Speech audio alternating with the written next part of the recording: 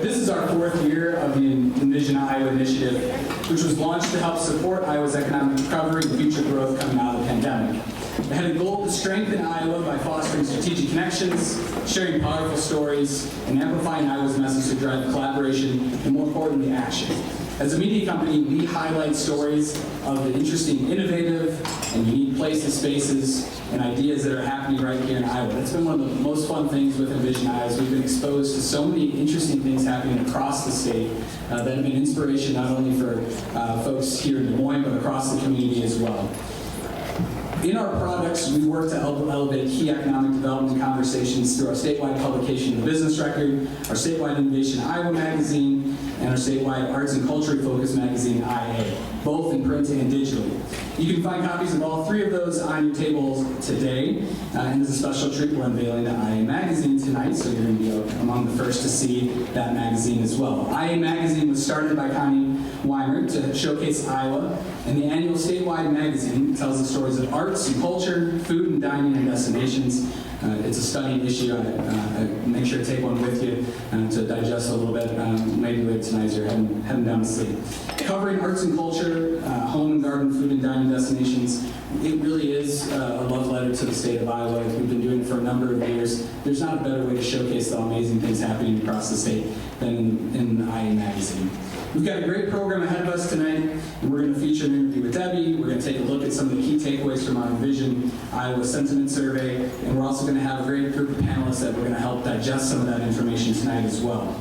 Before we get to that program, we couldn't be putting on an event like this without the support of so many of the sponsors that have helped support the entire series. In addition to our presenting sponsor, IEDA, who's been with us from the very start, our think tank sponsor, Shad Hattery and Welby, and many organizations powering the series. As our corporate supporters, we also had 3 terrific visionary sponsors who came on board to help us make this event a reality. Our first visionary sponsor that I'm going to introduce is the Des Moines Airport Authority.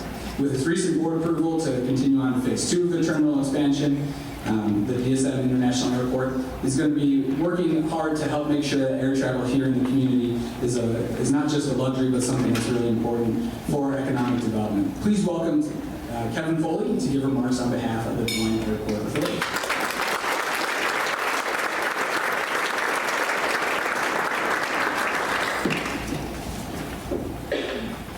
Thanks, Chris, and thanks to the DBC's Envision Iowa for hosting this once again. It's our pleasure to be a sponsor again this year. Each of the think tank discussion areas and survey areas are of interest and importance to the authority. Of course, the infrastructure section holds a special focus for us.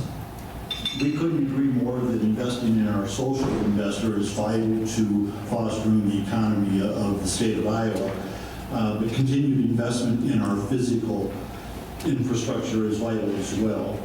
Throughout history, economies have thrived where transportation was the strongest. If you think about our seaports and navigable rivers, railroads, highways, and interstates, that's where economies have fostered. Today you have to add airports to that list. Airports are the economic engines that connect us to the rest of the world. It's been said, author unknown, that a mile of highway will take you 1 mile. A mile of interstate will take you anywhere. Des Moines International Airport is our connection, Iowa's connection to the rest of the world. One of the stated goals that Chris just gave you from Envision Iowa is, and I will quote this, is to strengthen Iowa's businesses and communities through strategic connections, powerful storytelling, and amplifying the message of Iowa, which we believe will lead to collaboration and action, end quote. With 6 airlines, 30 non-stop city pairs, Des Moines Airport clearly gives us strategic connections.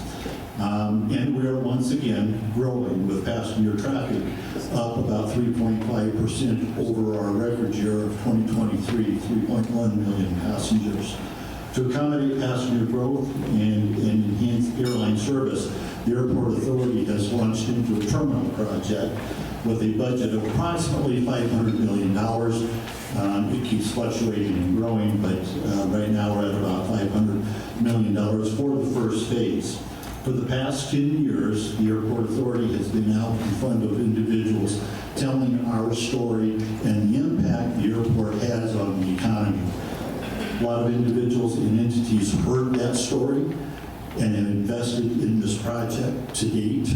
The federal government has $147 million invested. The state of Iowa has $68 million invested. 20 communities in Perry Meadows stepped up, and collectively they have $32 million invested in this project. Last fall, Polk County agreed to bond on behalf of the Airport Authority and lend up to $350 million to the authority for this project. That saves about $70 million of interest for the authority as we go forward. Without the support and collaboration of all those entities, we would not, in fact, we could not have moved forward with the $500 million project. That collaboration has led to action on a project that will provide economic benefit to the state of Iowa for decades to come. Early in calendar year 2027, we will enjoy the efforts of that collaboration as we process passengers through a new terminal for the state of Iowa. Thank you.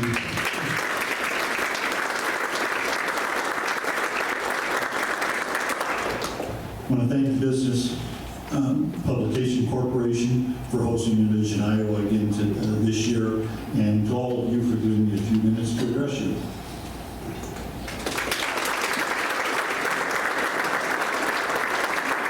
Thanks, Kevin. I remember a Greater Des Moines Committee meeting, you were showing airport traffic. This was post-pandemic, and people were asking whether the traffic would come back, and you were pretty adamant that it would be. And I'm glad that we continued on with the project, because otherwise we'd be facing a big crisis if the airport traffic was going the way it was, and we were still with our initial terminal. So nice work continuing that project. Our next sponsor is the Iowa Business Council, which is an organization of CEOs and top executives from the 22 largest employers in Iowa, which serves as a catalyst to elevate Iowa's long-term economic vitality through global thought leadership, research, and advocacy. Joining us today is IBC President Joe Murphy, who has over a decade of governmental affairs, political advocacy, and public relations experience. Please welcome Joe.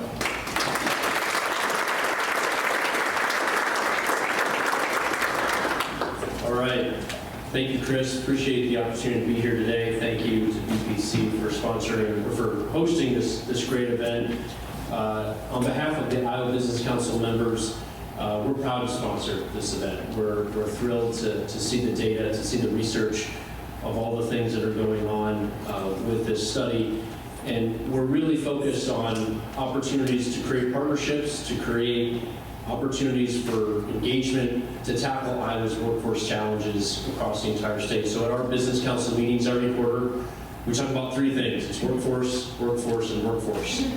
And when you think about the population dynamics that our state is facing, it's important that all of us come together and think about ways in which we can create partnerships and create collaborations to better our workforce pipeline and to retain our population before they pursue other opportunities outside of Iowa. So today I want to issue you all a challenge.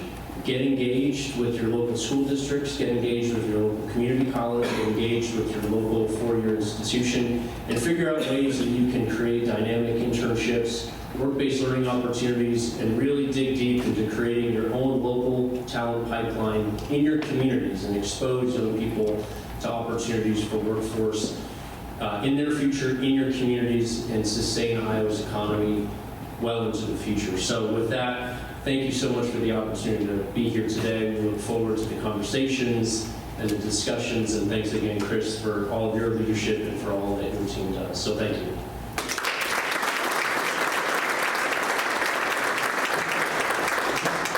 Thanks, Joe.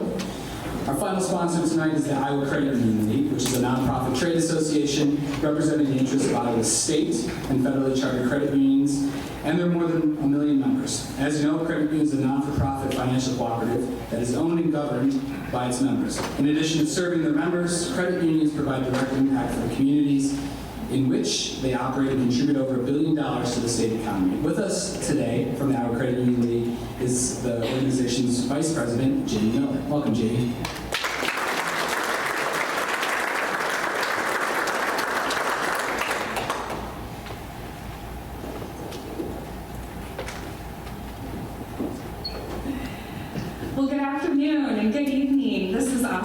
because this is our third year participating, and the first year I knew a few people, the second year I knew a little bit more, and now I think successfully we can say that I've made connections with so many of you, and certainly our credit union industry as well, so thank you. Also want to extend a thanks to Chris and the team at the Business Record to bring Envision Iowa to our state. This has provided such an awesome opportunity for Iowa credit unions to learn from you all to learn from us as well. And I also want to extend our appreciation to Director Durham and everyone at the Iowa Economic Development Authority from continuing to champion all aspects of economic development, from workforce to housing to childcare. I feel like collaboratively we've been able to tackle these issues and to have a seat at the table and to have such a champion in that Director Durham is much appreciated. So as Chris said, I have the privilege of representing the Iowa Credit Union League and my colleagues here joining me today. And our members serve all four corners of the state. We have credit unions in rural Iowa, we have credit unions in urban communities, and Iowa credit unions understand firsthand how issues like infrastructure, workforce, economic development, financial inclusion are really essential to Iowa's growth for our communities to be able to thrive. And we know that our economic opportunities are as diverse as our landscapes. We've got 2 rivers, we've got lots of hills up in northeast and northwest Iowa. But those opportunities and that vibrant future that we have is good for us all. We believe that by working together, we can effectively address all of the barriers that we've identified through this work with Envision Iowa. And we believe that Iowa credit unions are uniquely positioned to be part of that solution. So here's some fun facts. Nearly 50% of Iowans, 1.5 million Iowans, are members of a credit union. And Iowa credit unions contribute nearly $2 billion to our state's economy each year. And collectively, Iowa credit unions put back more than $160 million into your pockets with fewer fees, and better rates. But we recognize there's more work to be done. Iowa credit unions are proud to champion and support the economic growth and financial well-being for all. And as we look ahead, we want to seize these opportunities, continue to invest in our future, and bring a prosperous and vibrant Iowa for generations to come. Thank you for this opportunity to support this event and to network and connect with all of you as we address these issues together. So thank you.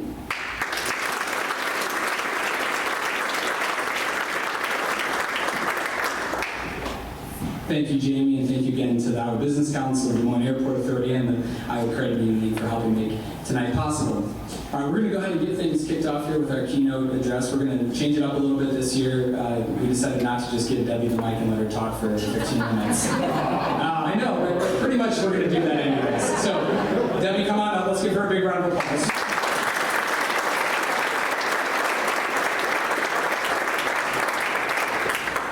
As she's coming to the stage, we'll just a little bit of background on Debbie. Debbie's the Executive Director of the Iowa Economic Development Authority and the Iowa Finance Authority, and is one of the visionary movers and shakers here in Iowa.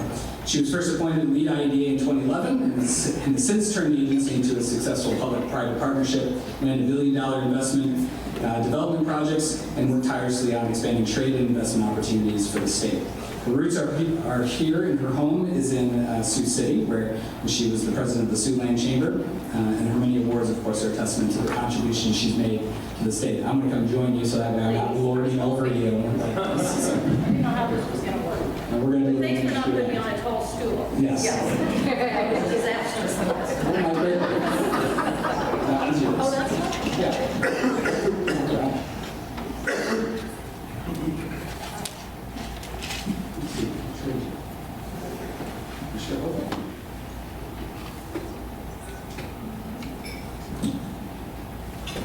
Hey, John.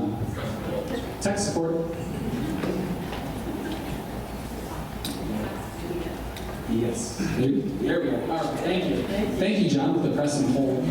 Appreciate it. All right, so Debbie, you've had an opportunity to look at the data and look at some of the things in the survey. You're obviously intimately involved with some of the information that we're going to be talking about tonight. What emerging opportunities do you really see, though, for the state as you think about economic development for Iowa? Well, it's actually one word is innovation. If you think about our verticals in Iowa, our trade clusters, they're very mature. And if we're not innovating, we're not going to continue to scale well. And so that's why, like in manufacturing, you're seeing us do all these manufacturing 4.0 initiatives. And our partnership is serious. And I see Mike out there. Thank you very much. On the bio, our partnership with Iowa State University and the University of Iowa. And then in insurance and finance, it's really what you're seeing in fintech and insurtech. In fact, we just got back from Vegas for 2 days last week for a big conference, and I was on the map on all of these things. So if I had to look at, opportunities, again, it's around innovation and looking for those new growth spurts within those platforms. But we also have to look at new trading partners for us. The governor and I she did a 12-day trip. I came in early to welcome my 5th grandson into the world to India. Right?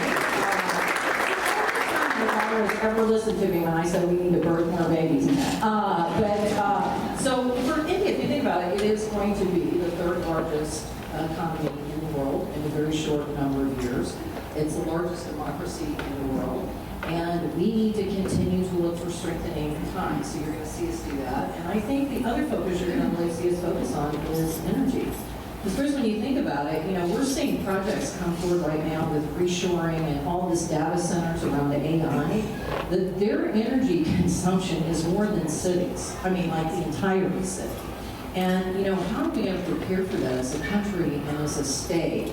And you think of the investments we're going to have to make in our grid, and what does that look like? So I think we need to begin to have a conversation around that as a state and certainly as a country. So those are kind of some of the emerging opportunities. Are there some ways, I think you talked a little bit about some of the energy opportunities, but some different types of energy opportunities that you're seeing? Well, if you look at just like data centers, reshoring, if you look at green hydrogen, which I do think is an emerging opportunity for Iowa in the future, and nuclear, modular nuclear units, which is really what we need. But the other thing is, it's great that we have renewables. Again, we lead with that. It's a calling card for Iowa. We've been on that journey for a number of years. Let me turn so I'm not having my back to have I'm so sorry.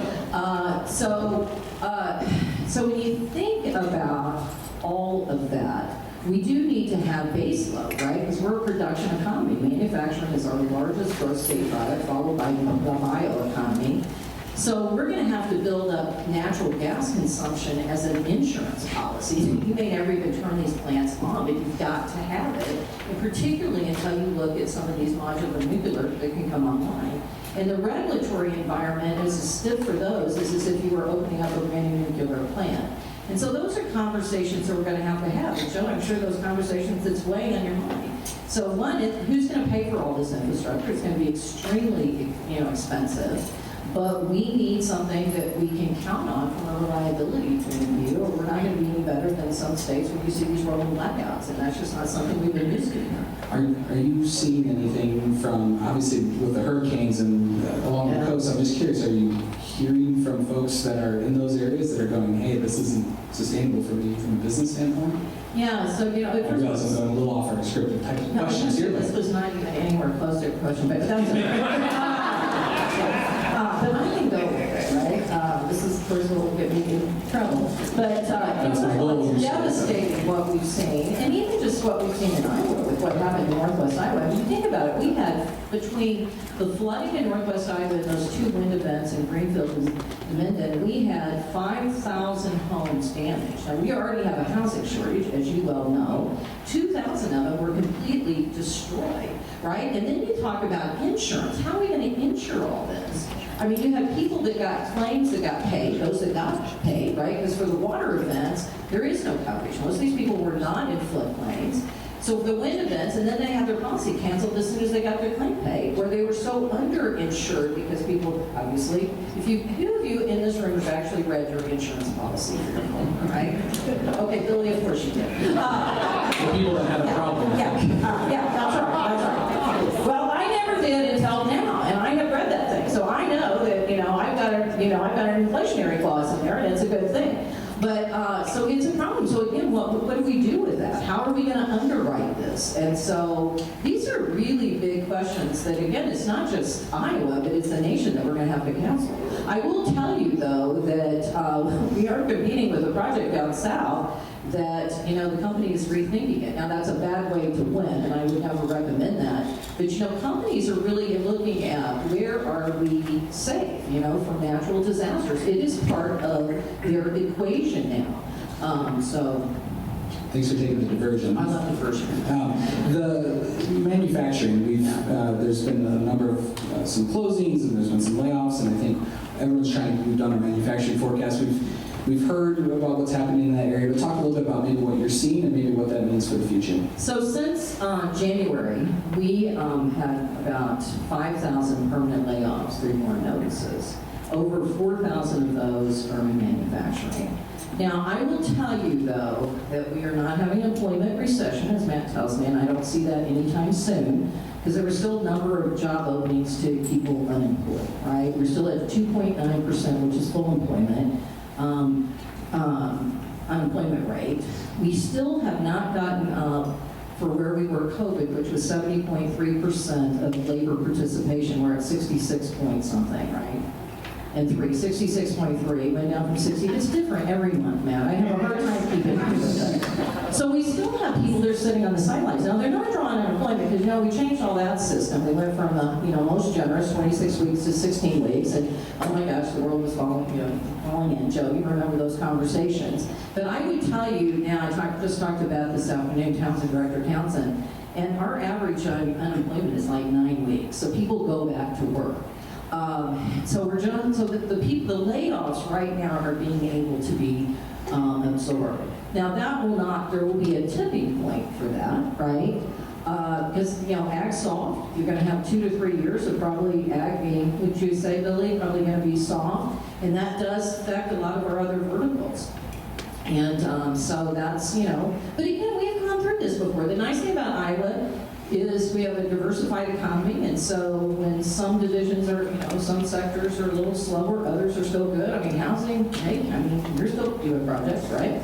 I mean, yeah. So, you know, housing, there's still pent-up demand, so construction's still very strong for us right now. So You talked about some of those pockets of the of folks that have not necessarily, that were trying to figure out how to get back into the workforce. Yeah. Maybe talk about that, and maybe in relation to some of the strategies, ideas, addressing for workforce. yeah, so, you know, we still see, you know, that young age, 25, 34, 35, and it still has not come back. You know, it tends to be not just men, but young men tend to be dominant. Now that's not just Iowa, that's national. Yeah, we don't know where they are. Right? You know, like I said, you've heard me say that some people think they're in their parents' basements. If they are, you need to launch them, right? Send them out into the world. Where they're out finding themselves, I don't know. They're still not back. But we actually have softness in about every sector that we have. So people are just, so again, I don't know what they're doing. Somebody told me that they were all selling stuff on Etsy, which could be, I don't know, but the 1099s aren't really proving that to be true. So I don't know. So we do have some people still sitting on the sidelines, but you have to constantly recruit. And I always love this because, you know, my business friend says, well, we have a hard time hiring and you're out there recruiting. And we will always be having recruiting as part of our business because economies ebb and flow, and it takes a long time to close these deals. So you will always see us. And I will tell you, since we've gotten, can I just go off script too? We had a site selector call who I've worked with for years, and has a really big project. It's a $3 billion project, 10,000 jobs. The starting salary is $70,000. Great project. We are really an outlier in this, right? And so she wanted to talk to the governor and myself. And I said, you want to bring the governor in, but I'm sure you're going to be talking to 20 other states, right? I'm trying to manage expectations, right? This is not good to bring your boss in and, you know, they're all excited. And they said, no, the reason we want the governor in is we want to tell them that all eyes are on Iowa these days. That you're getting your competitive house in order, the tax cuts you've done, the investments that you continue to make, and things like infrastructure, and we talked about child care, and Kevin Airport, you know, the largest welcome center in the state. You know, all of these things, you're doing it right, and then you pass this mega legislation. You are now a player. And so we can't tell you that you're going to win this project, But I will tell you this, that you will get more projects. Now, we went from, again, I don't know, 20 states, let's say 25 sites. We are now 1 of 4, and we are still standing. Now, again, don't know if I'm going to close it, right? Or where it's gonna close it. Yeah, it'll be the first I call. Yeah.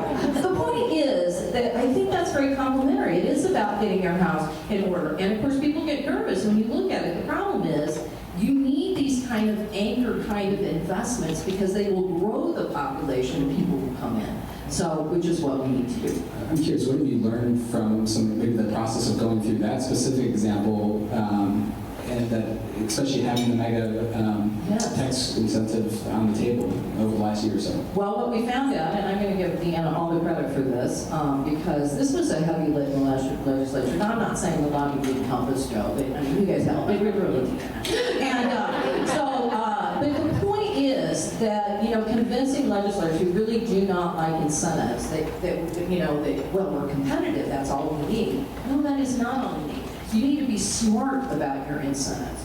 And the thing I love about this one is that with every deal we do, we only get 2, right? Did you know that? We only have 2. It's a pilot program. Just to make sure I don't you would belong like to more, reels. right? Yeah. So we have 2. So I got 2. So we want to make sure that the 2 count. But we're actually having like an independent accounting firm that will do a full-blown assessment. So once all the incentives in, they'll do an assessment for the taxpayers to show them that these are really, really good deals and there's a great return on investment. But it's working. And what we've learned with this first deal, that it was, other than one small tweak that we need to fix, it actually was written very well. Well, we're running close on our time because we got to 2 of our questions. Like 15 questions. I know. Did you actually think we were going to go through that? No, Okay. that's all right. That's why I love it. Unless you yes or no. Yeah, like rapid race. So our last question then, you have an opportunity to see a lot of unique projects from across the state. Maybe give the audience a couple examples of some unique things that you're seeing from an economic development standpoint happening across the state. Well, first of all, we're seeing great projects everywhere. And, one of my favorite is in Marshalltown. And it is because I love the way Marshalltown has embraced the diversity of their community. And they're using and the way they're embracing arts and culture, because they're using it in everything. Every strategic plan that they do as a city, arts and culture is actually wrapped into it. But this water plaza that they're doing is really all about reaching out to these communities, diverse backgrounds, that have these celebrations around water. And so rather than having to go out, they wanted to make it a center focus point of the community. So not only could this population have this ceremony or this festival they celebrate, but everybody can come along and do the same thing. But I would tell you housing. I mean, Jake, I love what you're doing with Bâton. Thank you, by the way, for coming in and saving that project. But I love seeing these buildings rehabbed and, seeing so much. And once you do one building in a community like Williamsburg, I was in Williamsburg, you had these partners at the coffee shop living. But anyway, they just came together and they said, we're going to buy a building, we're going to start a business, and then they did Airbnb, and the next thing you know, half the square is being redone, and they've got some of the nicest Airbnbs I've ever seen. And so states, they're finding their own way. But the common link between all of these things, no matter where they are, is local leadership. Government cannot fix anything. I am convinced of that. But we can certainly partner with people. So when you have a vision and you have a plan, we can certainly come in. And I can tell you, we were there for day one with all those disaster communities. I mean, not only was the government boots on the ground when it happened, but Ann and I were just back last week. We will be there long as they rebuild too. And I think that's the unique thing about Iowa. Well, I'm sure there's some things that you'd still like to talk about. Is there anything else that you'd like to share with the audience today? No, I'd rather hear from the people. All right. All right, That's good. Give Debbie a good round of applause.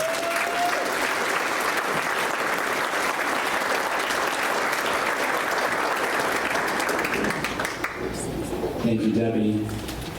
And hopefully we'll get you at our economic forecast event later in January as well, so we can get to some of those other questions.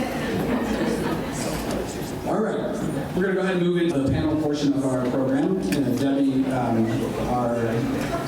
this year we're recognizing 6 leaders who show commitment and vision toward continued growth and economic development of our state through collaboration and innovation in areas of people and culture, business opportunities, and infrastructure.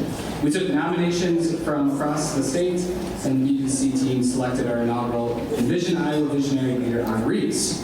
We knew this group would offer great perspective, expertise, and conversation, and 4 of the honorees will be serving as our panelists today. As I introduce each of our honorees, we're going to ask them to make their way to the stage. Our 4 honorees with us today are Robert Abbott. He's the founder and executive director of Innovate 120. David Spalding, Vice President of Economic Development and Industry Relations at Iowa State University. Matt Daniels, the Director of Operations for Origin Homes.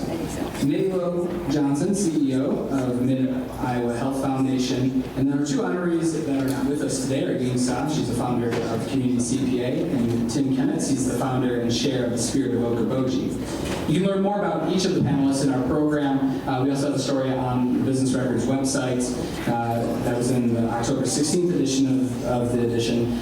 They were selected because of the great work that they've been doing for the state to help really align with economic development. They each got some unique perspective that we're going to tap into today a little bit as we talk through the survey. They're going to have an opportunity to respond to some of the survey takeaways.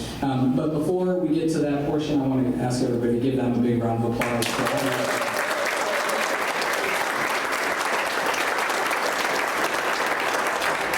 Joining our panelists is Wade Britt. He's a partner and managing director at Bâton Global, a leading research and consulting firm who, along with the Bâton Global team and Max Hoxie, put together a statewide leaders economic sentiment survey.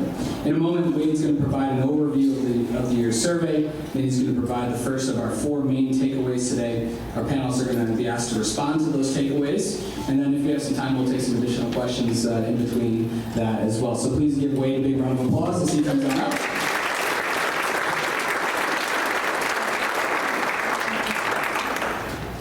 Wade, we're going to change your little routine. Sit down right there, and we're going to stop there. You want to take care of it.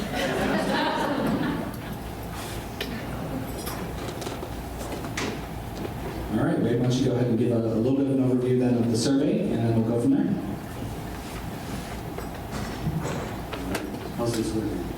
Can you hear me okay? Hold it up nice and close. Fantastic. All right, well, the results of the survey this year, I always like to share first a bit of demographics. People are always like, where did you get the data, or who responded to the data? The data comprises responses from 493 leaders representing 15 different industries and 85 counties here in Iowa, so it's a reasonably comprehensive overview of leadership sentiment across our state. We're very excited that we've done this over a number of years, so we have some longitudinal information. We can try to understand not just what people are feeling in the moment, but how that might be evolving over time. And of course, the 3 main themes that we cover are people and culture, business opportunities, and infrastructure. We'll be going through 4 main findings as we have our conversation tonight. But I thought that I would share just a couple of extra little tidbits of points that I found exciting along the way. When we talk about our key industries here in the state, it was great to see that technology is the key industry with the most amount of optimism. It was also very positive to see a lot of optimism around the physical, hard infrastructure here in the state of Iowa. So we love getting involved in research projects, we love digging into data, and the reason why we do is because it fosters powerful conversations. So thank you very much for being a part of this conversation tonight. And Chris, I'd like to kick it back to you for getting us kicked off. Right, so if you're curious about all the data information on the program, there's a QR code. We're not going to ask you to read through the survey tonight. Again, maybe some bedtime reading. But really, we have an executive summary. We also have a full report where you can see all of the data that we've had. So if there's something tonight that spurs a question, that'll give you a really good opportunity to dig a little bit deeper into that. In the business record that's on your table also is the executive summary, so you can read a little bit more about each of those areas. Wade, you mentioned the 4 key takeaways. So Wade and his team had the challenge to go through all of the information, analyze it, take a look at it, and say, okay, well, what's different from past years? What is the data showing us? And what we find oftentimes is a lot of times that leads to gray areas that are things that we can talk a little bit more about. We don't necessarily know, one of the limitations of the survey is we're not getting direct direct feedback from the participants. There's some comments, but we don't have an opportunity to ask follow-up questions in that process, so that's part of what we're doing tonight. But what we do is have an opportunity then for Wade and his team to look at it and pull out some of those nuggets that are things that we can chew on tonight. So Wade's going to go ahead and give the first takeaway, then we'll have the panel respond to that one. So Wade, go ahead. Pulling up coming up right now. So the first takeaway that was very interesting, and this has been a recent development as opposed to previous years, is that there is increased optimism across almost every area that we investigate in this study from our rural respondents as compared to their urban counterparts. So if you're looking at the screen, I realize it's a little small, but the dark blue line is showing rural respondents across a variety of the different sectors, and you can see across the board rural respondents were on average more optimistic than the urban participants. Absolutely. Any other findings within that part? All right, perfect. So, panelists, I think that's an interesting one that hasn't been that way in the past on the survey. So we've seen a little bit of a change there, and I think it might run a little counterintuitive to how maybe oftentimes we think about economic development and some of the challenges that are facing our rural communities. And so we'll go ahead and go down the line. Just I'm curious what your thoughts might be for maybe that divergence between the two. And key takeaway. Thank you very much. Great to be here tonight. I'm from Macokota in Jackson County, so those of you who know, it's a more rural area. Economically, it's moves lower.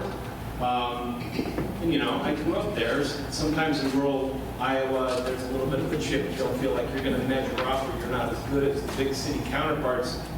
But what we found is that's absolutely not true at all. In the wake of the pandemic, I think rural areas feel less isolated, they feel more connected, they're more empowered. And I kind of say this, I don't think we need permission anymore to say that we're from a rural area. I think that actually comes with a lot of benefits. What we found is that there's unlimited talent to be unlocked from these places, and we can definitely be optimistic about that. And I want to share a real quick story about a program we're doing there, and this is on the tech front. Each summer, for the fourth year now, we've run a user experience design internship for Jackson County high school kids. For those of you who don't know what UX design is, it's the front end of technology design. It's not coding, it's look and feel. And we raised a question to say, if we threw these rural kids at global business challenges, how would they do? And the resounding answer was, they completely kicked ass. We work with Google, John Deere, Scotch Miracle-Gro. They're all multi-billion-dollar leaders in their categories, and they walk away saying, "What just happened?" And one of them, I'll tell an example of. John Deere's our client, and at the beginning of the 6-week internship, they give a question, and the question was, "How about we use technology to improve sustainability in agriculture?" These kids aren't in ag; they're in high school, and they have 6 weeks to solve this. Kids came up with, after we'll go into the research, but basically they proposed to Deere in a real-time inline soil sampler and micronutrient seed application. They proposed that back to Moline, and Moline was blown away. And a kid who came into the program, teenage hair over his eyes, wouldn't look at you or say anything. After all of this, and impressing John Deere was the lead in his high school musical. That's the power that we can unlock across this whole state and the town. I took it. Hold up, nice and close. All right, we'll try this one. Oh, there we go. Okay, just want to say thanks again for the opportunity and for this award. Really appreciate it, and happy to be here. One thing I want to start with is just want to say thank you to my team. It's a big team at Hubble Really Company, but a very small, close-knit team that I work with, and it's a bunch of hardworking individuals from small-town Iowa. I currently myself reside in Cumming, Iowa, a town of about 500 people. So the work that we're doing is outstanding, and we can relate to, to your point, Robert, about being able to relate to people in our small communities.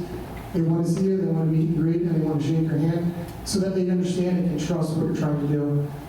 So one great example that I can share is over in Manning, Iowa. I'm not sure if you guys are familiar with where Manning is.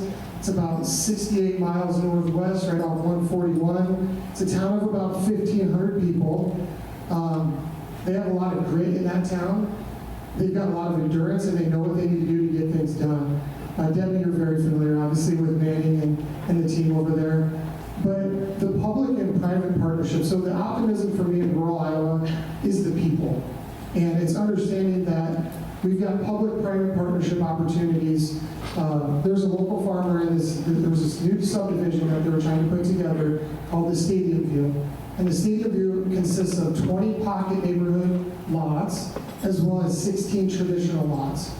The pocket neighborhood, similar to some of the other places like Grinnell, and I actually think there might be one over in Macoka. Basically, these houses are designed for a little bit more of the, there's an HOA, so it's low maintenance, smaller footprint, easier to take care of.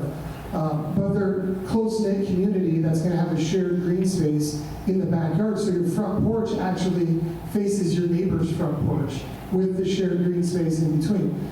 And then we also have the traditional lots. So that's spurring this economic growth in that area, but it's that private-public partnership that we saw with the local farmer who said, you know what, I'm willing to give this little piece of land over here in order for the city to take this and the school to do this to really create this subdivision that is accommodating both of those lifestyles. So, the 5 communities that we're currently working in with our workforce housing, we see energetic leaders. They wear a lot of hats. We've got very engaged employers. And we see that through those thriving community designations.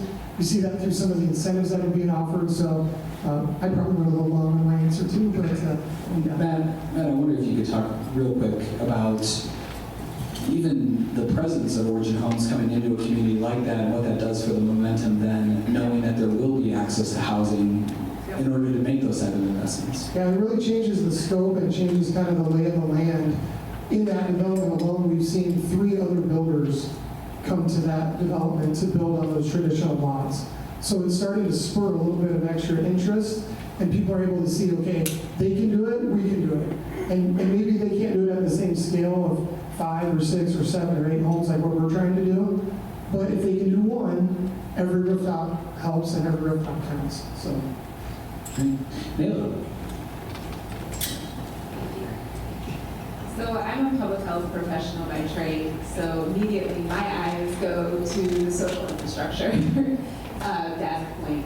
And seeing such strong responses overall in all those different categories, what concerns me about the social infrastructure are the things that I would equivalent to social determinants of health. So your economic stability, your access to affordable housing, your food security, all of those things that help support all of the other areas that we see in terms of the data points. So the question really comes more for me is why are we seeing such little optimism in the social infrastructure data point, whether you're in the rural or the urban environment? So it's more of a question I have than.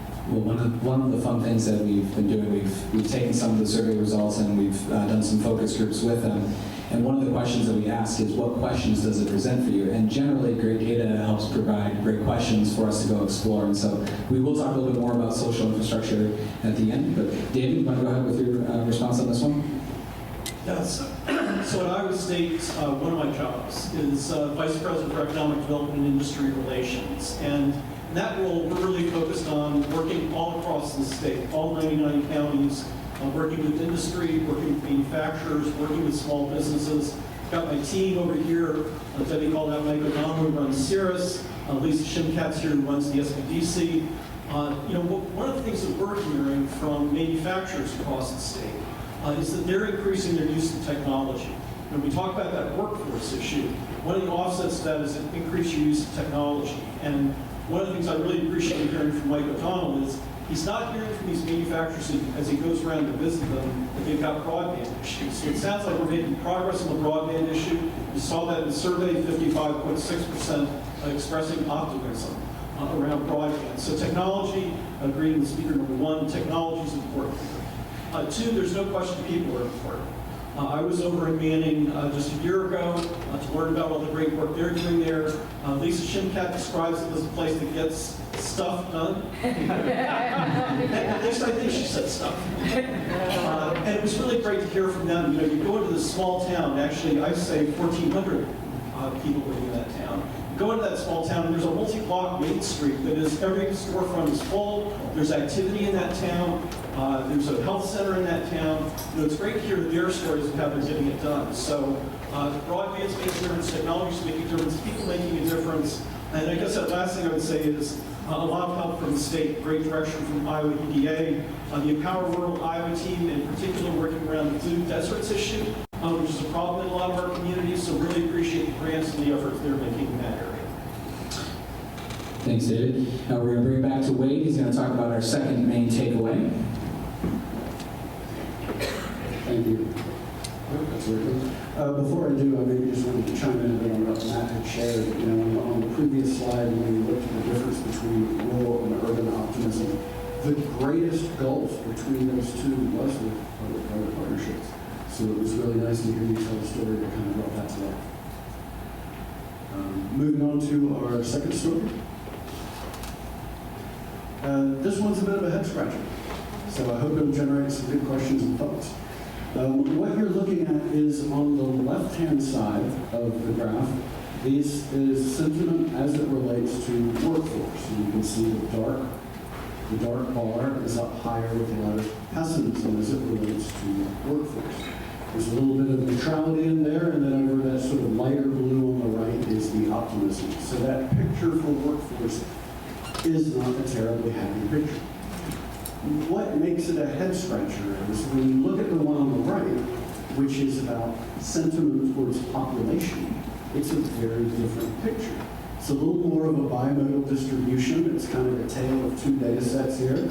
But you can see that that dark blue and then the light blue on the far right-hand side, they're roughly equivalent. Optimism's winning out by just a little bit. But it was very interesting to see some guarded, low amounts of optimism for population growth, but that does not seem to be translating through to leader sentiment regarding workforce. So Wade, as you look at the data, and you know, it's not your job necessarily to tell us why that's the case, but out of curiosity, you've heard a lot of the focus groups as well. What are some thoughts on what you're seeing there to start with? There are a couple of different thoughts that come to mind, and please, these are hypotheses, nothing that is backed up by data. But we do see a trend, perhaps, of coastal organizations hiring talent from the middle of the country. That could be something that's coloring people's perceptions. I think you don't have to throw a rock too far to hit an article about generational differences in the workforce. And man, these kids. Every generation's got something pejorative to say about the going to be generation after that. And Wade, we have a power breakfast on Thursday this week. If you'd like to talk about generational differences in the workplace, we'd love to see you out there. So. But those are some hypotheses that can apply. Great. All right, we'll go ahead and go right on down the line. So I think this is a tricky question. And you know, for me, I grew up in Maquoketa, got my degree from UNI, and then I promptly left the state for a long time pursuing a career on the tech side. So I worked at Apple. I built a series of companies that were essentially chasing, this makes me sound really old, but it's the beginning of the internet boom and chasing. There was a time. But those were, in those days, those were jobs you had to leave to go pursue. And I think we are now in a really, really different place. With regard to workforce, and we see this, you know, I ask these same kinds of questions for a small rural town like Maquoketa and say, well, what kinds of jobs could be here? Or how do we keep some of the best and brightest of this community to stay there? And I think until we have the jobs they want, they're going to continue to leave. Not that they shouldn't, but we hope that they come back. The best and the brightest will always do that. I think technology, in the way that it's evolved, has continued to become a lot more mobile, a lot more portable. There's a lot more that can be done literally from anywhere. So while part of this is a little bit of a challenge, I think if we take the long view, do we focus on the jobs we have, or do we focus on the jobs that we want? And what types of support and infrastructure do we build in order to make that happen? Matt? You know, for me, we're the builder, we're the developer, so this comes back to more rooftops. That's the bottom line. The way that I see it is, we just simply need more rooftops in our rural communities, and we need to find opportunities and ways to just create this attainable, affordable housing. I think that's really the most essential thing as I look at this stuff when it's already in the market. So, you know, you're seeing lack of some of the local builders. You're seeing builders starting to retire. The baby boomers are ones that are maybe supporting that economy with 2 or 3 homes a year. It's simply not enough. And there's a risk to spec building. So we have to figure out ways that we can be creative to supplement that. Something I wrote down, you know, says, how can we fix or help this? You know, we have to really lean on employers that really want to help and invest in the community. We can look at some relocation incentives, sign-on bonuses, you know, Manning in particular. You know, there was a major employer that had a heavy part in putting up a local restaurant. So it's a great, you know, sports bar and grill. That's very popular every lunch hour, every time we're there. Right, Carly? We are, again, Manning's a great example of a lot of these things, but it's really going to come down to housing, where they can live, and then the technology piece is huge. Making sure that they have access to that so that we have access for those remote workers because the jobs and things are changing. So, Nathan? I think the type of jobs available, the housing available, all that's important, but I think it's also important the kind of sense of belonging in a community that people feel as well. I'm a mom of 2 teenagers, so we're talking a lot right now about college and where you're looking at. I was joking with everyone beforehand. I was born a Hawkeye, but I would go for my education. So thank you for sitting next to me. But in listening to the conversations amongst my children and their friends and other young professionals who are either established in the community or looking for opportunities, a lot of the climate that we have seen recently has felt very exclusionary. And I think that's a temperature that we need to make sure we're keeping our pulse on, because we don't want to create an environment that is either not helping us retain our young people in the state or creating barriers to be able to recruit people into our community as well. So I don't think we should forget about those aspects of being a community folks. David? Yeah, so just a data point that maybe helps with this blend of optimism and pessimism. You know, Iowa's been the slowest or the second slowest growing state in the country over the last 50 years. And there's talk of this fertility gap that we have coming in the United States with declining birth rates that began in 2008. Well, it's actually the case that Iowa isn't really feeling this. So if you take the number of high school graduates we had in 2008 in Iowa, compared to what I think is projected for 2030, we're actually up like 2.5% over that time. Illinois' forecast to be down over 20%. Minnesota down over 15%. So I think if you perhaps look at the future for us, the future may be a little brighter because we are, in fact, not suffering in the ways the rest of the country is in that regard, that coming generation. So I guess I take on the workforce thing slightly differently, which is one of the things that we're hearing is not just about workforce in general, but a survey done of rural manufacturers showed that 60% of them expect a lack of salary technical talent to impact their ability to grow. 60% feel that's going to impact their ability to grow. So there are a couple of ways we're helping to try to deal with that at Iowa State University. My other role is the Dean of the Ivy College of Business, a leading business school in the state. We actually have a new program we launched, which is an online degree, an online Bachelor's of Business Administration degree designed for those who completed 45 credits towards a business degree. You now finish that degree fully online, stay in your community, continue to work in the job you're in, and to add those additional skills you need to be more productive in your community. The second thing that we've seen happen is our research park, and we've got Allison Doyle from our research park here, is we've seen more companies establishing talent hubs in our research park. This isn't necessarily supplementing or replacing jobs they may have in their own community, although, again, they're having trouble recruiting these salaried individuals. But they're forming a talent hub where they take space in our research park, they use that to run year-round internships with students, build tighter connections with those students, and in some cases offer those students the opportunity to continue to work out of Ames to support the business. We've seen some companies, especially with the pandemic, where they've had talent that may have been employed, that's willing to come up and work out of Ames, not really willing to work go farther into the state because they commute from Des Moines. And that talent hub is something that I think is also helping those rural companies. So we have to really focus on solutions here, not just dream of what might be, but be very aggressive in bringing new solutions. All right, we're going to bring it back down to Wade. Wade, any final thoughts on that topic that the panelists heard? To be honest with you, it's still a bit of a head scratcher on me. All right. Well, let's go on to our third key takeaway then. All right, you should be seeing a fairly crowded slide at this point. On the left-hand side, we've broken out two of the categories for business opportunity. And I'll maybe harken back a little bit to Debbie's comments in terms of innovation is the cluster on the right. The cluster on the left is entrepreneurship. These are areas of business opportunity that our leaders had reasonably optimistic sentiment for.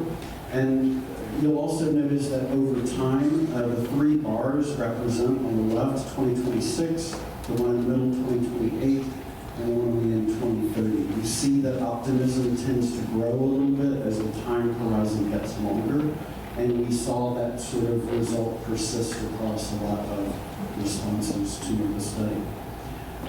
It's interesting to note that with entrepreneurship, banking respondents who tended to be a somewhat pessimistic lot had improved optimism for this category, which is interesting because they're the folks that are administering SBA loans that would support entrepreneurs. And in the category of innovation, it was very interesting to see that leaders and economic development officers were much more optimistic than, say, nonprofit leaders or public officials. So kind of some interesting breakdowns in terms of the demographics of respondents relating to those two qualities.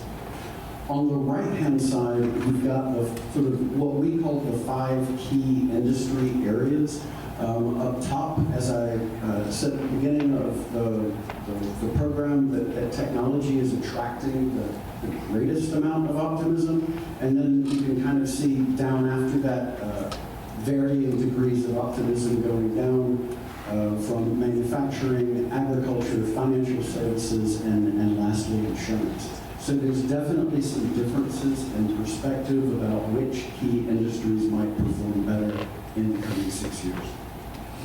All right, Robert, we'll start with you. Thank you. So this is a great question, and I think it ties to what our purpose was. Innovate 120 is an innovation hub in Wachovia. And one of the reasons to create it was, at least personally, of bringing an entrepreneurship focus back to town. And for those of you who existed in larger cities, entrepreneurial ecosystem and all the words that go with that is very familiar. When you go to a rural town, it's not. It doesn't exist. It doesn't mean that the aspirations or the intelligence or the talent don't exist, but it as a construct or as momentum doesn't exist. So you have to find a different way to start. I think there is a lot of optimism, but especially in rural economies that have less corporate presence, they have less manufacturing. I will say people sometimes will feel stuck that there isn't an opportunity for them to build something different from themselves. And we, after thinking about this almost a couple of years, we're going to roll in and create all this, go find all the would-be startups just walking around downtown. didn't exist, we decided to propose a project, what we're calling the 10X e-commerce accelerator, and I give a lot of credit to IDEA for supporting this. You said, Debbie, you addressed government can't fix anything. Government certainly can support and provide a ton of energy for those of us who can put the energy behind it. And this is a really great example. We took, this program is off and running now. We took applications from the community to build a cohort of 10 people. And what that gave us, it gave me, was a real visibility into where people are and what they want and what support that they need. And they have jumped in head first. Stay tuned because we continue to make progress. But they all have ideas for how this starts to develop. You know, I think we should be optimistic, but in our communities, we have to reward that optimism by taking action. It means we have to come up with ideas. We have to feed that potential with programs. One of the things that I found across the state is that if you have a really structured idea, there's no shortage of support to get that going, whether it's local banks, whether it's local governments. Everybody is here to help, and it's pretty exciting when you can build momentum towards that end.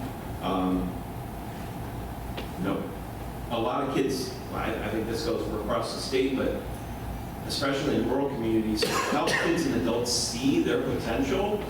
That's when they become dangerous, and a lot of amazing things can happen. Matt, what did you take away from this one? Yeah, a lot of my thoughts echo kind of what Ron was saying here, but you know, my team and I are always cautiously optimistic. And it's the reason is because it's back to the people that we work with. We're talking about the economic development teams, the local leaders, the realtors, the employers, and it's everybody rowing in the same direction. Once we've figured out what the goal is, what we're trying to do, how can we come together? It takes a big team effort and a lot of different ingredients along the way. Each community is going to be different. But for us, I mean, we have to stay cautiously optimistic. It's part of our strategic plan. It's why we vet our communities as in depth as we do. And again, I really like the clear vision, clear path with support. I think that's huge. And we're seeing that, and it's working. Yeah. Yeah, I would just add that understanding where disparities exist is really important in the solution building opportunities that come forward. So I think, Debbie, you had said we're at 2.9% unemployment right now. Knowing in some of our populations, particularly Black and Latinx, it's like 3 times that rate. So when we think about solution building, how are we targeting our most disproportionately impacted populations to be intentional so that we can ensure we're seeing these opportunities to thrive across the board? Particularly in thinking about those spaces of innovation, how are we structuring the types of opportunities that allow people to access those spaces of innovation that they may not necessarily have regular access to? Dee? Yeah, so, you know, if you think about what the business environment was like 4 years ago, you had inflation we hadn't seen in decades, you had supply chains that were choked, and for many companies, you saw almost unsustainable demand for their products. I mean, Deere had unsustainable demand, which meant all their manufacturing suppliers in the state had unsustainable demand. Pella was under pressure, same thing, unsustainable demand. A lot of that has settled down, and has settled down into, I think what everybody hopes is a little bit more predictable environment, therefore some cautious optimism. But we've got to think about the entrepreneurs and the entrepreneurial pessimism. I love hearing about this program that you quoted on. You know, we're very focused at Iowa State around supporting entrepreneurship. We have a very strong program, the Startup Factory, which is the accelerator we run on our campus for businesses in our area.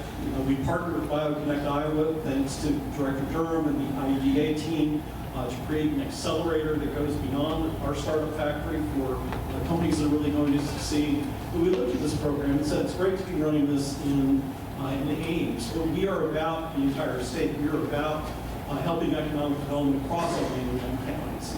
And entrepreneurial ventures are critical to our state.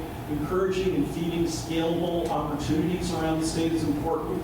They're not walking around the street every place, but there are enough of them here and there that if we can find ways to help nurture them, we can create those great opportunities for job opportunities in our rural areas. So So we took our Start Factory program, we got a grant from Director Durham to run a project, a test project, pilot project for that business operation, to see if we could take it out across the state. Perhaps we appealed to her by having it going towards northwest Iowa, that first pilot. But it was a success. We found it was a success. And these entrepreneurs who were part of that program really worked hard to get access to the internet in order to make it happen for them. And so we now have taken that program on. That seed money helped us get this started. We now have a Rural Business Innovation Program. The Rural Business Innovation Program is really taking the Startup Factory across the entire state with SBDC folks looking in small communities. We've got to talk about Napoca. Looking in small communities to find those scalable enterprises there and bringing them into a program that we've used to grow and nurture businesses coming out of the laboratories at Iowa State University. Matt, I want to ask you a follow-up question. You talked about when you're looking to vet a community, and I'm just curious, what are some of the things, you don't have to give the secret away today, but what are some of the things that maybe you're looking for when you've been evaluating whether to go into a community and do housing projects? Yeah, it's a good question, and I hear it a lot, right? One of the biggest ones is, are there any shovel-ready lots available? Are there any incentives available? Can you show us any comps? Can we figure out ways to do appraisals? There's a lot of things that go into that, and what we're seeing in these communities that we're working in, there aren't any comps. And a lot of these homes are being sold. My neighbor knows somebody who knows somebody, or it's on Facebook really fast and it's gone. And so that's not helping when we're trying to figure out ways to entice more builders to come to those areas.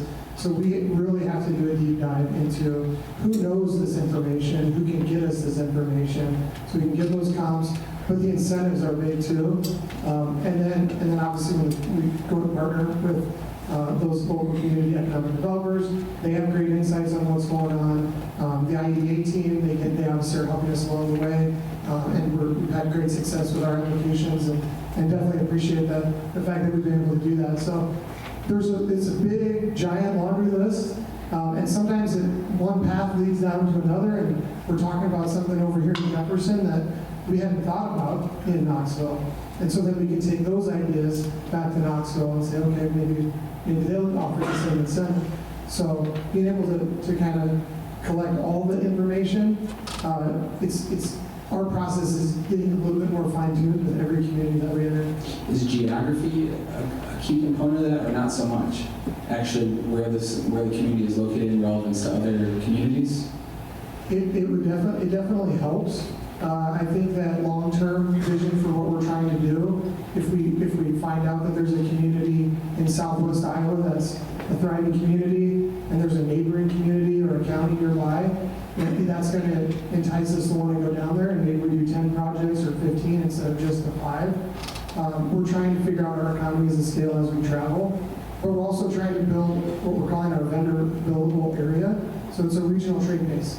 And as we're moving through Iowa, we're taking information, we're logging it, and then we're working on a map right now to basically coordinate that effort, so that if we can figure out, this HVAC and plumbing company over in Grundy Center travel 1 hour, now we don't have to pay our trades from Des Moines that distance to travel.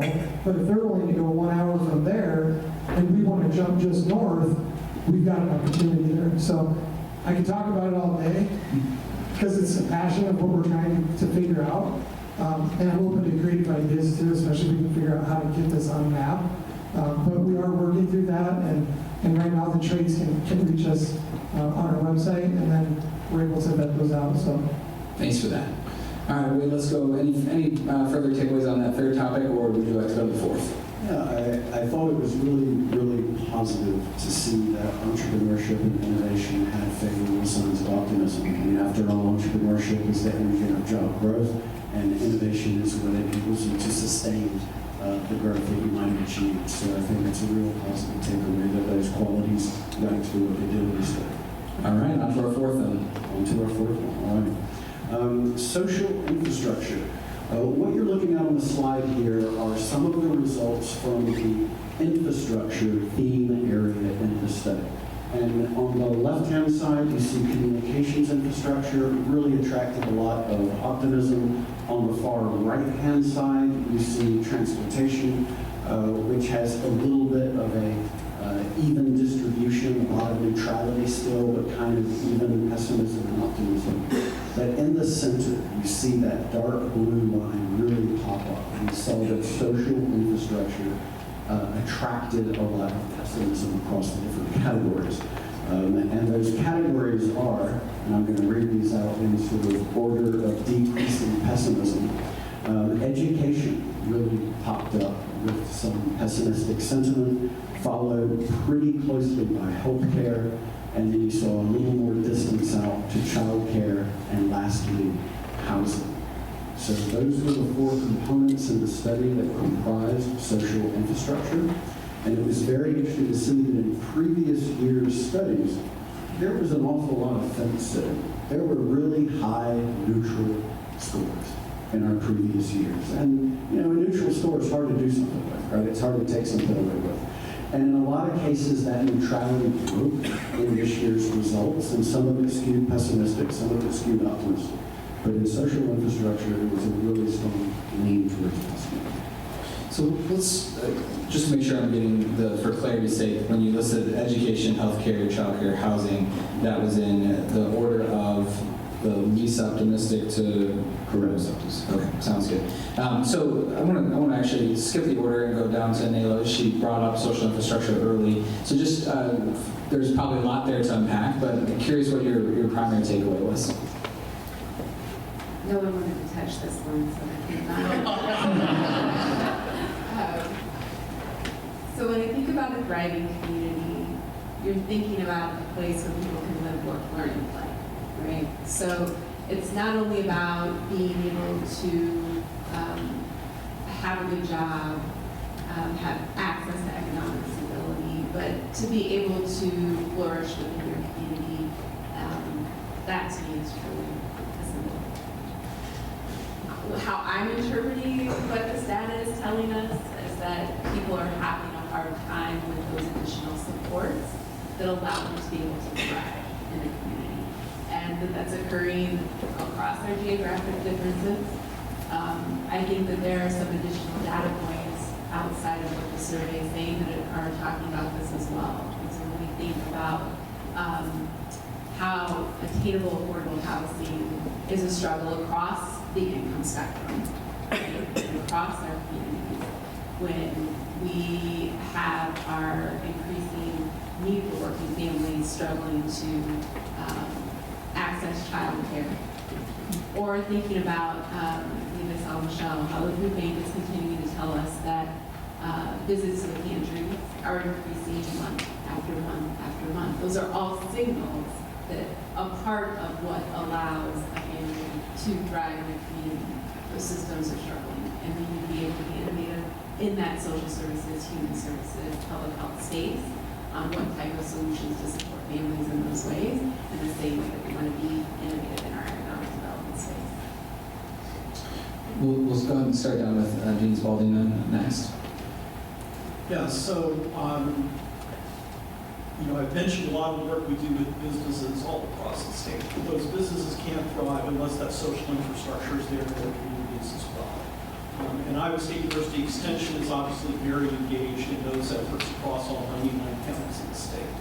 Our corporate engagement team out of our ISU Foundation suggested a year ago or so that we start a Rural Vitality Council. And our Rural Vitality Council is an effort to bring people all across our campus who are working with issues in rural communities so we can share best practices, enhance collaborations. And an example of this would be in our last meeting we had a presentation by a faculty member and somebody in Extension who's really focused around this child care issue. They've done a lot of research around this in order to identify the kinds of steps that need to be taken to solve this problem. It's a thorny problem. It's partly a space problem. It's definitely a manpower problem. It's a cost problem. Sort of how do you get all those pieces solved? And one of the ideas of our Rural Vitality Council is to take these challenges that our faculty and staff are working on and take that to some of the corporate partners. Go talk to Land O'Lakes about this. talk to this other manufacturer to try to find ways that we can bring them in as well, because they're facing these challenges, and find out how we can collaborate with them and work together. Matt? Well, I know this is shocking, but I'm going to talk about how it relates to housing. We're looking at this. If we look at the sample size of what we've done from 23 moving into 24, we're working on 15 homes right now across 3 communities, and that's Knoxville, Gowrie, and Manning. And we're seeing that the market demand is there. 9 of our 15 homes are either sold or on contract. And our challenge now is how do we replicate this and how do we scale it? The point you made about some of the amenities, right? So Knoxville is a great example for us, working with the Veterans District, if those that are familiar with that area, Marion County, City of Knoxville, many people involved in getting it to the point where Origin is now ready to have the shovel-ready lots. The development is in place. They put in a new splash pad. It connects to the trails, brand new park. All of these things are leading us down this path where now that we've built our 5 in Knoxville, as of a week and a half ago, we sold all 5 in Knoxville. And now we're going back. We're going to go back for 5 more. So, it's working, but it takes time and patience and persistence. Wade, in that breakdown between the physical infrastructure and the social infrastructure, we're putting housing into the social category in that topic. But it does seem to me that that's also one that there is some tangible, actual things that we can see, which I think it'll be interesting to see as efforts that are put towards housing have direct. You can see when a house is built, it's harder to see the health outcomes directly in the short term. And so it'll be really interesting to see on a sentiment survey how that changes over time. And I'm just curious, as you looked in the data going back, was there anything interesting in the way that the data was changing over time on social infrastructure? I realize I'm kind of digging in deep here. Yeah, that's a little too much on the spot for me. All right. Sounds good. So that's my one question, which will tee us up for the next question for the panel. But I want to let Matt then have it. Go ahead and Robert, go ahead and respond to that last question first. So the area I want to speak about with regard to this is education. And because of the programs we've been running, I mentioned UX internship with high schoolers. We also are doing a lot more work now going younger into grade school, starting from kindergarten. From what we've seen, it does require a lot of focus, and I think it's a super important question because it's where we determine whether or not our kids are ready. Are they ready to be innovators? Are they ready to be leaders in their communities? And our one program, the UX piece, we sample kids from the schools in Jackson County, Clinton County, and Scott County. Scott County, the kids come from Bâton Global and Pleasant Valley. Economically, totally different game than the schools in Jackson. And what we see in the kids, totally different game in terms of how they're prepared. Part of it you'd say, man, that's really worrisome. But then we say, well, we're in here in this moment, let's do something about it. Let's put these kids on the spot. Let's push them to become better. One of the things that we've seen is, our programs tend to focus on 2 things, critical thinking and communication skills. And a lot of you already know being able to write and speak well are 2 of the most important things that you need to be successful in anything. It's what gives you agency and confidence to do things. So we've oriented our programs to that. So the summer thing is one thing. Another piece that we were struggling with is, well, how do we get involved with the schools? And like a lot of things, if you ask for it, you can start to make it happen. So we wanted to do essentially a startup pitch competition with the Maquoketa Community High School. And we knew that we can't get attention of kids in the school year outside of the school day. It won't happen. So we worked with the superintendent and we developed this class, this semester-long class. Looks like Shark Tank at the end, but the rest of the semester is how do you get there? how do you evaluate concepts, financials, all the things that go into businesses. And the end result was amazing, because these kids had rehearsed their presentation 30 times, because that's what we do if we're going to be good at it. And the net result is, one of the kids that won this year's competition sent me a really nice handwritten note and said that it helped him find his future. That made it worth it right there. He's going out of state. So, he'll do well. But a lot of our kids have these programs, and I think we have, if we take the resources that are there to develop programs, we can influence these kids' narratives. And we've had kids from these rural counties go to Columbia, MIT. You don't just get in there. And we've asked the student, is that the UX internship and the work with this global client is what set her story apart and how she got in. But more importantly, one of the students who was not on track to go, he was a worrisome case, but we knew we were going to work on him. And now he's in college studying network security.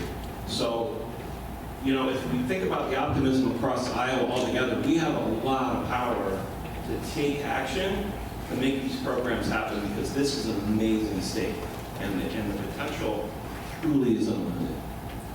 Well, we're just about out of time, and I want to give the panelists a chance to give a final closing thought. And if you could weave in, one of the things that I've talked about a few times is that the ability for us to have questions that our team can go out and pursue and give additional context around. So as you give your final thought, maybe something that you wish that the business record team and the DSM team could potentially dig into a little bit more, maybe a question that was raised from the study. So while they think about their final thoughts, one of the reasons that we have Debi start off the keynote at the beginning of this is because the state is working on so many different things and so many of the efforts around the state. But I know she would say is that one of the first steps for continual improvement is for us to be able to identify the challenges that we are having as a state that we can continue to work on. So I want to give a big thank you to the panelists, to Debi, for everybody, and to the Bâton Global team and our sponsors for helping make this happen, because it gives us the threads to pull on so that we can continue covering in our coverage, not just now in the coverage from today's event,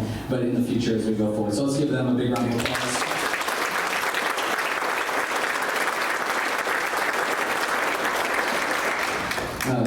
On the screen, we'll leave up afterwards the QR code. You can download the full report, so you can dig into that a little bit more. There's also a summary executive report if you don't want to go quite as deep into the weeds as well. And of course, as I mentioned, we're going to continue covering these topics. Each one of these is something that you're going to see threads of all throughout our coverage in Business Record and DSM. If there's something today that's for a story idea for you, something you think we should be writing about, please reach out our way to our editorial teams. They're here. We say all the time our job is to help you do business better. We can't do that if we don't know about the great things that you all are working on and the challenges you're having as well. So please reach out our way. Okay, let's go ahead and go down the line. David, you got the mic, so we'll go ahead and start with you. They handed it to me.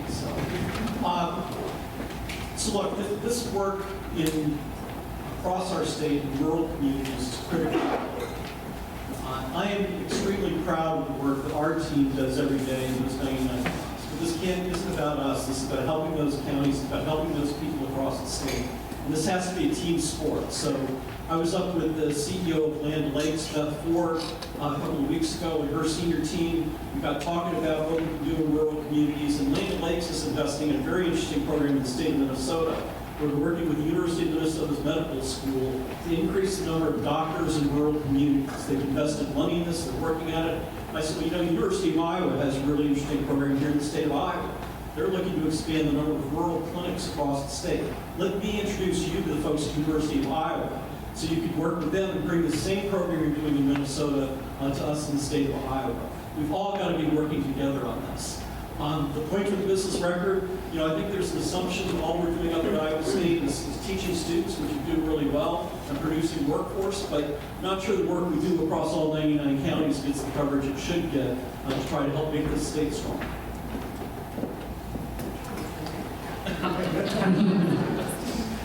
So I'm a strong believer in the community wealth model.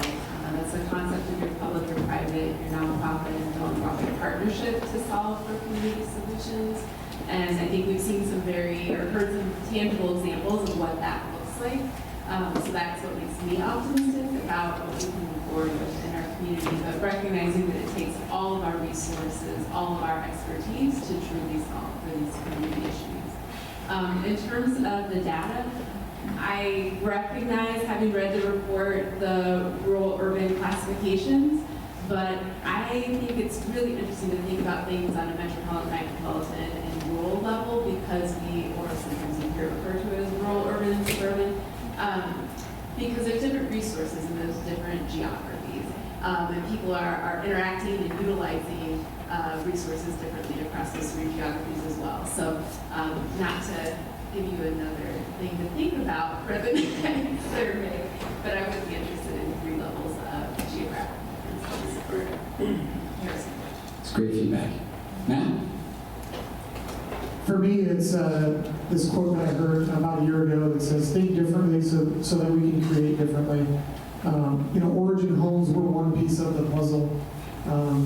We're trying to bring affordable homes across Iowa, we're trying to do custom homes across Iowa, but none of this works if we don't have the great leadership within our communities and then being able to support them. So we talk a lot with my team about product, process, and people, and that's not just Origin, that's across the board. So creatively collaborating, figuring out ways to stay positive. We hit a lot of roadblocks. There are things that come up, and just understanding how we can navigate those roadblocks with the people that are supporting us.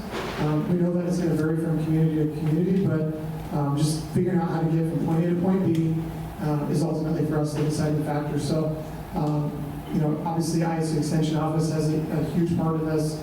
We check those rural readiness assessments, working with IFA, the IEDA, and all of our local economic development teams, and then also educating those economic development teams. I think that's a big takeaway for me is I can tell you 3 or 4 of the top economic developers that I work with, and how do we spread that message and train those people that don't, the communities or the counties that don't have those people. So how can we increase that outreach?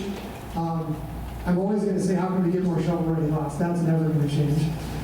So figuring out ways that we can connect those dots, and then what I mentioned about the trade base, if we have a way to really have a nice platform for that regional trade base, I think is also going to supplement not just Origin, but what other builders are trying to do around the state. All right. Robert? David, I like your comment about team sport. I think a lot of the progress we can make in Iowa is a team sport, and we need to work together. But it starts with taking action and being an example. And Debbie, we were honored with your presence at our ribbon cutting just 16 months ago.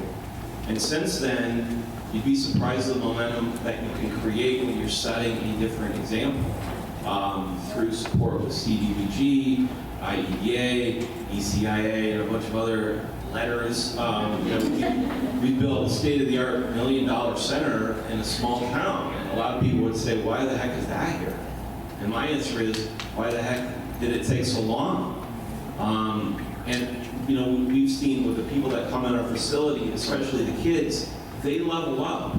And I think we can expect a lot of that amongst ourselves across the state. One of the things regarding the report is, I think when you get into really rural areas, the complexity, the questions are more complex, and the ways to motivate the communities are more complex, and it takes sometimes different approaches. You have to do end arounds. While a model might work in a larger urban center, it won't work for a lot of reasons. Matt and I were talking about the trust, and are you from here? And smaller towns think a lot more like that, and you have to prove it. Just in seeing our progress in the last few years, just this year, we were the town hall location of Senators Grassley and Ernst. So how does that happen? Sometimes I don't know, but it wouldn't have happened 4 years ago because it didn't exist. One thing I would leave with is you've all heard the phrase Iowa nice, right? Because we're all really nice people. But one thing I'd maybe like us all to think more about is Iowa smart.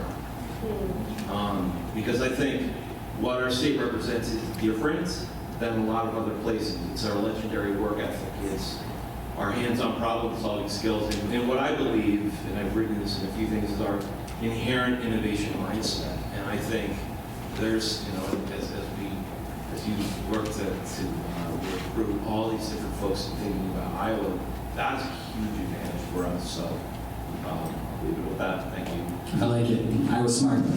Well, I think what we'll do is we'll go ahead and wrap there. I want to say thank you again to IEDA, to the Iowa Business Council, Des Moines Airport Authority, and the Iowa Credit Union League, and all the supporters that helped us put on Envision Iowa this year. Our intent is to do it again in 2025. We'll be taking feedback along the way. We're going to be using that report to report off of and continue to use it to guide our reporting. So again, if there's things in there that you see that you think we should be writing about, please feel free to reach out our way.